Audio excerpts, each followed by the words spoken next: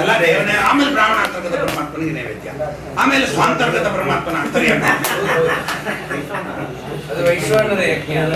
ಎಲ್ಲ ಭಗವತ್ ಪೂಜೆನೇ ಅದು. ಇಷ್ಟು ತಿಳ್ಕೊಳ್ರಿ. ನಾವು ಈಗ ಪ್ರಕೃತ ಪ್ರಶ್ನೆಗೆ ಉತ್ತರ ಬರ್ಬೇಕಲ್ಲ. ನೀವು ಮಾತಾಡ್ರಿ ಮನೆಗೆ ಹೋದ್ಮೇಲೆ. ಪ್ರಕೃತ ಪ್ರಶ್ನೆಗೆ ಏನು ವಸ್ತುತಃ ಎರಡೂ ಕಡೆ ನಮ್ಮ ದೃಷ್ಟಿಯಲ್ಲಿ ನಾವು ಪರಮಾತ್ಮನ ಪೂಜೆ ಮಾಡಬೇಕಾದ ಪ್ರಸಂಗದಲ್ಲಿ ಸಾಕ್ಷಾತ್ ಶ್ರೀಹರಿಗೆ ಪೂಜಾ ಅಂದರು ಪ್ರಾಣಾಂತರ್ಯಾಮಿ ಪೂಜಾನೇ. ಪ್ರಾಣದೇವರಲ್ಲಿ ಮಾಡುವ ಪೂಜೆನು ಪ್ರಾಣಾಂತರ್ಯಾಮಿ ಪರಮಾತ್ಮನ ಪೂಜೆನೇ. ಎರಡೂ ಕಡೆ ಒಂದೇ. ಆ ಅಂಶದಲ್ಲಿ ಏನು ವ್ಯತ್ಯಾಸ ಇಲ್ಲ. ಎರಡೂ ಕಡೆ ಅಧಿಷ್ಠಾನದ ಸಾಪೇಕ್ಷತಾ ಇದ್ದೇವೆ. ಭಗವಂತನನ್ನ ಸಾಕ್ಷಾತ್ತಾಗಿ ಪೂಜೆ ಮಾಡುವ ಅಧಿಕಾರ ನಮ್ಗೆ. ಅದಕ್ಕೆ ಪ್ರಕೃತಕ್ಕೆ ತೊಂದರೆ ಆಗುತ್ತಲ್ಲ. ಸರಿ, ಅವಸರ ಪೂರ್ತಿ ಹೇಳೋದು ಕೇಳು. ಸಾಕ್ಷಾತ್ತಾಗಿ ಭಗವಂತನಿಗೆ ಪೂಜೆ ಮಾಡುವ ಅಧಿಕಾರ ನಮಗಿಲ್ಲ. ಆದ್ದರಿಂದ ಒಂದು ಅಧಿಷ್ಠಾನ ನಮಗೆ ಬೇಕೇ ಬೇಕು. ಆ ಅಧಿಷ್ಠಾನ ಮುಖ್ಯ ಪ್ರಾಣ ರೂಪವಾದ ಅಧಿಷ್ಠಾನ. ಈ ಮುಖ್ಯ ಪ್ರಾಣ ದೇವರನ್ನ ಪೂಜೆ ಮಾಡುವ ಪ್ರಸಂಗದಲ್ಲೂ ಮುಖ್ಯ ಪ್ರಾಣಾಂತರ್ಯಾಮಿ ಪರಮಾತ್ಮನಿಗೆ ಪೂಜೆ ಮಾಡಬೇಕಾದ್ದರಿಂದ ಅಲ್ಲೂ ಮುಖ್ಯ ಪ್ರಾಣದೇವರು ಕೇವಲ ಅಧಿಷ್ಠಾನದಷ್ಟೇ ಆಗ್ತಾರೆ. ಆಗ ಏನಾಗ್ತದೆ, ಪೂಜಾದಲ್ಲಿ ದ್ವೈರೂಪ್ಯ ಬಂತೋ ಹೊರತು, ಮಾಡುವ ಪೂಜಾ ಎರಡಾವರ್ತಿ ಆಯಿತೋ ಹೊರತು, ಪೂಜ್ಯ ವಸ್ತುಗಳ ಭೇದ ಆಗಲಿ ಅಧಿಷ್ಠಾನ ಭೇದವಾಗಲಿ ಸಿದ್ಧಿಸಿದೆ. ಪರಮಾತ್ಮನ ವಿಗ್ರಹದಲ್ಲಿಯೂ ಪರಮಾತ್ಮನ ವಿಗ್ರಹದಲ್ಲಿ ತತ್ವಾಭಿಮಾನಿ ದೇವತೆಗಳು, ಜಡಾಂತರ್ಗತ ವಿಗ್ರಹ ಪೃಥ್ವಿಯಾದ್ಯ ಅಭಿಮಾನಿಗಳು, ತದಂತರ್ಗತ ಪ್ರಾಣದೇವರು, ತದಂತರ್ಗತ ರಮಾದೇವಿ, ತದಂತರ್ಗತ ಪರಮಾತ್ಮನಿಗೆ ಪೂಜಾ. ಸಾಲಿಗ್ರಾಮ ಅಂದ್ರೆ ಸಾಲಿಗ್ರಾಮ ಒಂದು ಜಡ ಆದ್ದರಿಂದ ಸಾಲಿಗ್ರಾಮ ಅಂತರ್ಗತ ಪೃಥ್ವಿಯಾದ್ಯ ಅಭಿಮಾನಿಗಳು, ತದಂತರ್ಗತ ಭಾರತೀಯ ಮುಖ್ಯ ಪ್ರಾಣಾಂತರ್ಗತ, ತದಂತರ್ಗತ ಶ್ರೀ ರಮಾ ಸಮೇತ ಶ್ರೀ ಹರಿ. ಎಲ್ಲ ಕಡೆ ಸರಿ. ಈಗ ಬ್ರಾಹ್ಮಣನ ಕರ್ಕೊಂಬಂದು ಎದುರಿಗೆ ನಿಲ್ಲಿಸ್ಕೊಂಡು ಪೂಜೆ ಮಾಡ್ರಿ, ಪಾದ ಪ್ರಕ್ಷಾಲನೆ ಮಾಡ್ರಿ. ಪರಮಾತ್ಮಂದೇ ಅದು ಪಾದ ಅಧಿಷ್ಠಾನ. ಇದು ಓಡಾಡ್ತಾ ಇದೆ. ಈ ಅಧಿಷ್ಠಾನ ಟಕ ಟಕ ಅಡ್ಡಾಡ್ತದೆ. ಆ ಅಧಿಷ್ಠಾನ ನಿಂತಿರ್ತದೆ. ಭಗವಂತ ಸಾಕ್ಷಾತ್ ವಿಷ್ಣು ನೋಡ್ರು ಅಂತಂತಾರಲ್ಲ, ಅಲ್ಲಿ ಪ್ರಾಣಾಂತರ್ಯಾಮಿನೇ. ಅದು ಬಿಡೋಂಗಿಲ್ಲ. ಪುನಃ 3 ವಿಧ ಹಾಕ್ಬೋದು. ಯಾವುದು? ಅದರೊಳಗೆ 2 ವೈಲಕ್ಷಣ್ಯ ಇದೆ. ಪ್ರಾಣದೇವರನ್ನ ಅಂತರ್ಯಾಮಿಯಾಗಿ ಪರಮಾತ್ಮನ ಉಪಾಸನೆ ಮಾಡುವ ಕಾಲಕ್ಕೆ ಸಾಕ್ಷಾತ್ ಭಗವದ್ ಉಪಾಸನೆ ಎಂಬುವ ದೃಷ್ಟಿಯಿಂದ ಆ ಉಪಾಸನೆ ನಮಗೆ ಸಾಧ್ಯ ಇಲ್ಲ ಎಂಬುದು ಕಾರಣಕ್ಕಾಗಿ ಪ್ರಾಣಾಂತರ್ಯಾಮಿಯಾಗಿ ಮಾಡಿದರೆ ಅದು ಸಾಕ್ಷಾತ್ ಅನಿಸಿಕೊಳ್ತದೆ. ಸಾಕ್ಷಾತ್ ಎಂಬುದು ಕೇವಲ ವ್ಯವಹಾರ. ಅಂದ್ರೆ ವಸ್ತುತತ್ವ ಸಾಕ್ಷಾತ್ ಎಂಬುದು ಅಪ್ರಾಮಾಣಿಕ. ಭಗವಂತನ ಕೃಷ್ಣ ರೂಪನ ಸಹಿತ ಕೃಷ್ಣ ಸದೃಶ ಮುಖ್ಯ ಪ್ರಾಣ ರೂಪನೇ ನಮ್ಗೆ ಕಾಣಿಸೋದಾದ್ರೆ ಇಲ್ಲ. ಪರಮಾತ್ಮ ಕಾಣಿಸ್ತಾನೆ, ಆದರೆ ಮುಖ್ಯ ಪ್ರಾಣದ ದೇವರ ದ್ವಾರ. ಏನ್ ದ್ವಾರ ಅಲ್ಲ, ಅಪ್ರಾಕೃತ ಚಿದಾನಂದ ಭಗವಂತ ಕಾಣಿಸ್ತಾನೆ. ಪ್ರಾಕೃತ ಅಂತರ್ಗತನಾಗ್ತಾನೆ. ಇಲ್ಲ, ಪ್ರಾಕೃತ ಅಂತರ್ಗತ ಆಗುದಿಲ್ಲ. ಅದಕ್ಕೆ ಹೇಳಿದ್ ನಾನು ಅದು ಇಲ್ಲ ಅಂತ. ಸಾಕ್ಷಾತ್ ಕೃಷ್ಣ ಪರಮಾತ್ಮ ಎದುರಿಗೆ ಬಂದ ಅಪ್ರಾಕೃತ ಚಿದಾನಂದ ರೂಪಿ ಕೃಷ್ಣಾವತಾರ ಕಾಲದಲ್ಲಿ ನಾವಿದ್ವಿ ಅಂತ ಭಾವಿಸ್ಕೊಂಡು, ಆಗ ಭಗವಂತನ ದರ್ಶನ ಏನಿದೆಯಲ್ಲ ಅದು ಪ್ರಾಣದೇವರೆಂಬಂಥ ಒಂದು ದ್ವಾರ. ಪರಮಾತ್ಮನ ದರ್ಶನ ಏನ್ ಈ ದ್ವಾರ, ಈ ಗುರುವಂತರ್ಯಾಮಿ ಅನ್ಲಿಕ್ಕೂ ರಶ್ಮಿ ದ್ವಾರ ವಸ್ತು ದರ್ಶನ ಹೇಗೋ ಹಾಗೆ ಪ್ರಾಣದ್ವಾರ ಕೃಷ್ಣ ದರ್ಶನ.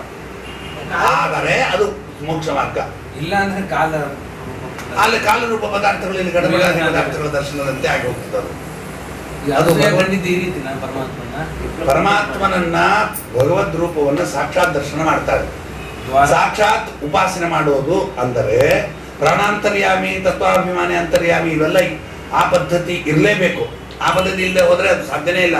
ಅದು ಉಪಾಸ್ಯತ್ವನೇ ಬರೋದಿಲ್ಲ. ಯಾವುದೇ ಭಗವದ್ ಉಪಾಸನ ಅನ್ಯ ಅಧಿಷ್ಠಾನ ದ್ವಾರಾನೇ ಬರಬೇಕು. ಪರಮಾತ್ಮನ ಉಪಾಸನಾರ್ಥಂ ಅನ್ಯಾಧಿಷ್ಠಾನ ಸ್ವೀಕಾರ ಮಾಡೋದು, ಅನ್ಯಾಧಿಷ್ಠಾನ ದ್ವಾರ ಪರಮಾತ್ಮನ ಸ್ವೀಕಾರ ಮಾಡೋದು ಎರಡು ಅನ್ಯಾಧಿಷ್ಠಾನ ದ್ವಾರನೇ. ಎರಡರಲ್ಲಿ ಏನು ವ್ಯತ್ಯಾಸ ಇಲ್ಲ. ಈಗ ಅಪ್ರಾಕೃತ ಚಿದಾನಂದ ಗುಣವನ್ನ ಸಾಕ್ಷಾತ್ ನೋಡ್ತೀವಿ, ವಿಷ್ಣು ರೂಪವನ್ನ. ಅದಕ್ಕೂ ಬ್ರಹ್ಮದೇವರ ಅಂತರ್ಗತಿಯಾದ ಪರಮಾತ್ಮನ್ನ ನೋಡ್ತೀವಿ, ನಮಸ್ಕಾರ ಹಾಕ್ತೀವಿ ಯಾರನ್ನೋ ಅವ್ರನ್ನ. ಅದಕ್ಕೆ ಏನು ವ್ಯತ್ಯಾಸ? ಏನು ವ್ಯತ್ಯಾಸ ಇಲ್ಲ. ಇದು ಸಾಕ್ಷಾತ್ ಕಾಲರೂಪನಾದ ಭಗವಂತನ ಒಂದು ವಿಶಿಷ್ಟ ಅಪ್ರಾಕೃತ ರೂಪ, ಭಗವದ್ ರೂಪನ ದರ್ಶನ ಆಗಿರ್ತದೆ. ಪ್ರಾಣದೇವರು ಆಗ ಕಾರಣ ಮಾತ್ರ. ಇಲ್ಲಿ ಅಧಿಷ್ಠಾನ ಬ್ರಹ್ಮದೇವರಾಗಿ ಕಾಣಿಸ್ತಿರ್ತಾರೆ. ಅಂತರ್ಯಾಮಿ ಅವನು ಕಾಣಿಸೋದಿಲ್ಲ, ಪರಮಾತ್ಮ ಕಾಣಿಸೋದಿಲ್ಲ. ಭಗವದ್ ರೂಪ ಯೋಗ್ಯತೆ ಒಳ್ಳೆಂಗೆ ಅದು ಕಾಣಿಸುತ್ತೆ. ವಿಶಿಷ್ಟಾಧಿಕಾರಿಗಳಿಗೆ ವಿಶಿಷ್ಟಾಧಿಕಾರಿಗಳಿಗೆ ಪ್ರಾಣದೇವರು ಎದುರಿಗೆ ಅವರೊಳಗೆ ಪರಮಾತ್ಮ ಕಾಣಿಸ್ತಾರೆ. ಪ್ರತಿಮಾ ನಮ್ಮ ಶ್ರೀಮದಾಚಾರ್ಯರು ಒಂದು ಶ್ರೀಮದಾಚಾರ್ಯ ಬಿಡ್ರಿ ಟೀಕಾಕೃತ್ಪಾದರು ಒಂದು ಪ್ರಾಣದೇವರ ಪ್ರತಿಷ್ಠಾ ಮಾಡಿದ್ರು ಅಂದ್ರೆ ಪ್ರಾಣದೇವರ ಪ್ರತಿಮಾದಲ್ಲಿ ಪ್ರಾಣದೇವರು ತದಂತರ್ಯಾಮಿಯಾಗಿ ಭಗವಂತ ಎಲ್ಲ ಕಂಡು ಆಮೇಲೆ ಪ್ರತಿಷ್ಠಾ ಮಾಡ್ತಾರೆ. ಈಗ ನಮ್ಮವರಿಗೆ ಇವತ್ತನ್ನು ಪ್ರತಿಷ್ಠಾ ಮಾಡುವವರು ಹಂಗಲ್ಲ, ಇವರಿಗೆ ಪ್ರತಿಮಾನೂ ಕಾಣಿಸೋದಿಲ್ಲ.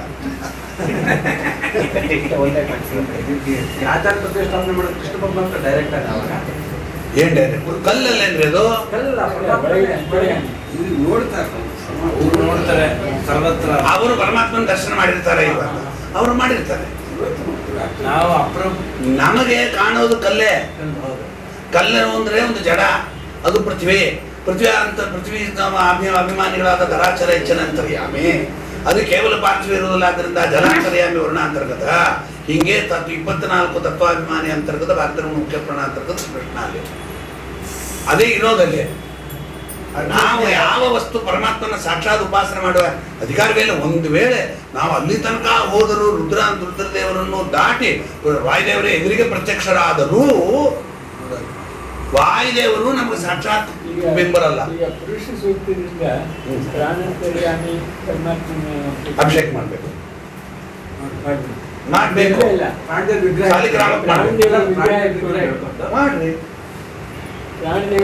ಮಾಡ್ಬೋದು.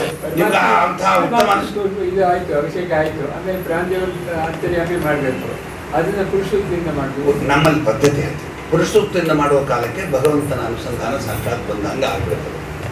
ಅದನ್ನು ಮಾಡೋದಿಲ್ಲ, ಆ ಅಧಿಕಾರ ಮಾಡೋದಿಲ್ಲ, ಅದು ಕಡೆ ಬಿಟ್ಬಿಡ್ತೀವಿ.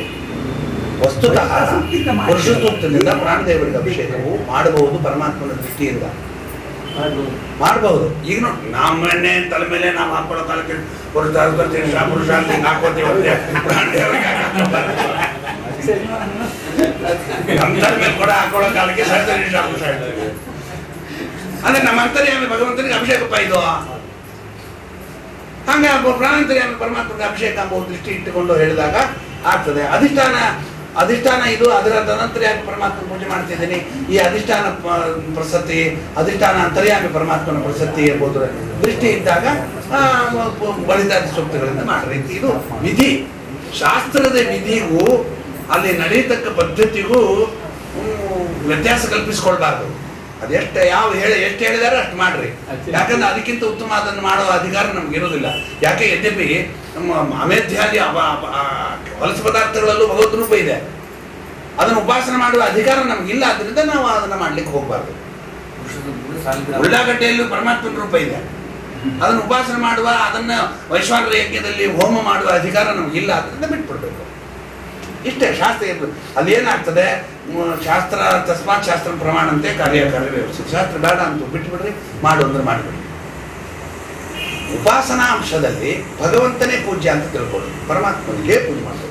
ಅವಳೇನ್ ಮಾಡಿದ್ಲು, ಪರಮಾತ್ಮನಿಗೇನೆ ಬ್ರಹ್ಮಸ್ಥ ಪರಮಾತ್ಮ, ರುದ್ರಸ್ಥ ಪರಮಾತ್ಮ. ಅಂದ್ರೆ ರುದ್ರಸ್ಥ ಅಂದ್ರೆ ರುದ್ರಸ್ಥ ಬ್ರಹ್ಮಸ್ಥ ಪರಮಾತ್ಮ, ಬ್ರಹ್ಮಸ್ಥ ಪರಮಾತ್ಮ ಅಂದ್ರೆ ಬ್ರಹ್ಮಸ್ಥ ಪರಮಾತ್ಮ, ಪರಮಾತ್ಮ ಅಂದ್ರೆ ಬ್ರಹ್ಮಸ್ಥ ಪರಮಾತ್ಮನೇ. ಅದು ಇನ್ನೊಂದು ರೂಪನೇ, ಆದ್ರೆ ರೂಪ ಭೇದ ವಿಶೇಷ ಬಲ ಬೇರೆ ಮಾಡ್ತಾರೆ. ರುದ್ರಸ್ಥ ಬ್ರಹ್ಮದೇವರಾಗ್ತಾರೆ.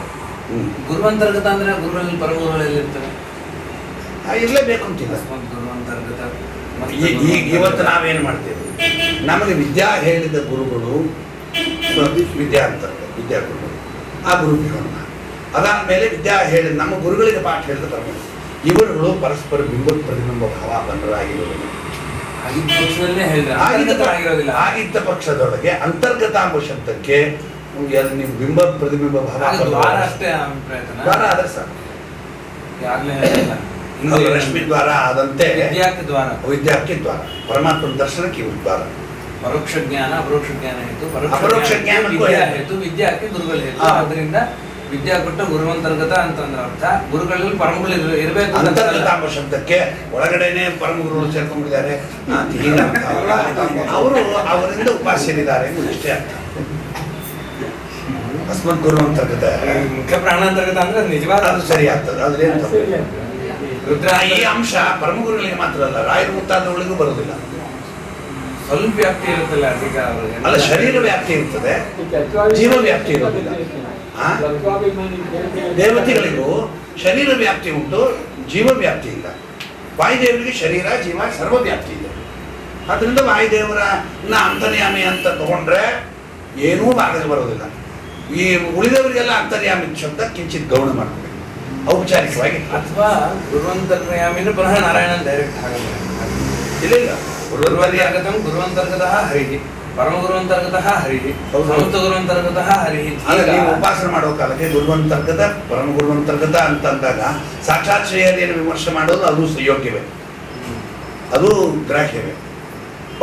ಅಸ್ಮತ್ ಗುರುವಂತರ್ಗತ ಭರ್ತನ ಮುಖ್ಯ ಪ್ರಣಾಂತರ್ಗತ ಪರಮಾತ್ಮನ ಸ್ವೀಕಾರ ಮಾಡೋ ಕಾಲಕ್ಕೆ ಆಗ ದ್ವಾರ ಬರಲೇಬೇಕು. ಹೌದು, ತಾರತಮ್ಯವತ್ತು ಗುರು ಪರಂಪರಾದಲ್ಲಿ ದ್ವಾರಾನೂ ಇದೆ, ಸಾಕ್ಷಾತ್ ಭಗವಂತಂದು ಇದೆ. ಆಗ ಒಂದು ಎರಡನೇದರಲ್ಲಿ ಸಾಕ್ಷಾತ್ ಭಗವದ್ ರೂಪದ ಅನೇಕ ಭಗವದ್ ರೂಪಗಳನ್ನು ಚಿಂತನೆ ಮಾಡುವುದಿದೆ. ನೂರಾರು ಭಗವದ್ ರೂಪ, ಗುರುವಂತರ್ಗತ ಭಗವದ್ ರೂಪ, ಪರಮಾತ್ಮನಂತ ಪರಮ ಗುರುವಂತರ್ಗತ ಪರಮಾತ್ಮನ ರೂಪ, ಹಿಂಗ ನೂರಾರು ರೂಪಗಳ ಚಿಂತನೆ. ಅದು ಮೊದಲು ಹೇಳಿದ್ದು. ಎರಡನೇದು ಹೇಳಿದ್ದು ಒಂದೇ ರೂಪ, ಇಷ್ಟು ದ್ವಾರ ಅಷ್ಟೇ. ತತ್ತ ವಿಶೇಷ ಬಲ ಅವುಗಳನ್ನ ವ್ಯತ್ಯಾಸ ಮಾಡಿ ತಿಳ್ಕೊಳ್ಬೇಕು. ಇಲ್ಲೂ ಅಷ್ಟೇ, ಬ್ರಹ್ಮಸ್ಥ ರುದ್ರಸ್ಥ, ಅದನ್ನೇ ಆಚಾರ್ಯರು ಪ್ರಮಾಣದಿಂದ ಸಮರ್ಥನೆ ಮಾಡ್ತಾರೆ. ಬ್ರಹ್ಮಸ್ಥಶ್ಚೈವ ರುದ್ರಸ್ಥ ಸ್ವಯಂ ಚಾಪಿ ಹರಿಪ್ರಭು ಪ್ರಜಾಂ ತ್ರಿಪುರುಷ ಸಮಾಮ ಯತ್ತು ಯಚ್ಛತ್ವಾತ್ರಿರೈಚ್ಛದ. ಅತ್ರಿ ಅಪೇಕ್ಷೆ ಪಟ್ಟಿದ್ದದು, ಅನಸೂಯ ಅಲ್ಲ. ಅತ್ರಿ ಅಪೇಕ್ಷಾವನ್ನ ಅನಸೂಯ ವ್ಯಕ್ತ ಮಾಡಿದ್ಲಷ್ಟೇ.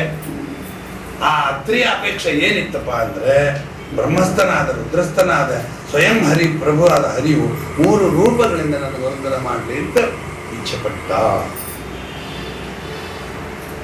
ಆದ್ದರಿಂದ ಏನ್ ಮಾಡ್ತಾ, ತಸ್ಮಾತ್ ಸಹ ಬ್ರಹ್ಮರುದ್ರಾಭ್ಯಾಂ ಸಹ ವಿಷ್ಣು ಜಗತ್ಪತಿ ಆಗತ್ಯ ಚ ತ್ರಿಮೂರ್ತ್ಯಂಶಾನ್ ಪುತ್ರಾನ್ ಪ್ರಾದಾತ್ ಜನಾರ್ದನ.